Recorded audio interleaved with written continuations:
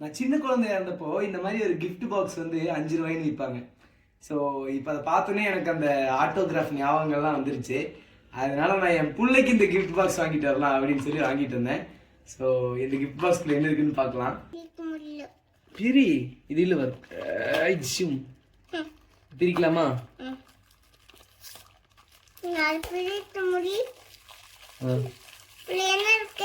இதுக்குள்ள என்ன இருக்குன்னு பார்க்கலாமா? உள்ள என்ன இருக்கு? என்ன இருக்குள்ள பார்க்கலாமா?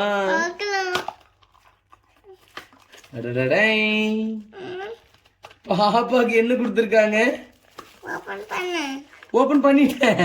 இவ்வளவுதான் கொடுத்துருக்காங்க பாப்பாக்கு. இது என்னது? இது கிளிப்பா? அது கிளிப்புன்னு உனக்கு தெரியுமா? யாருக்கு அந்த கிளிப்பு? எல்லோ கிஃப்ட் பிரிக்கிறோம். எல்லோ கிஃப்ட் என்ன இருக்கு?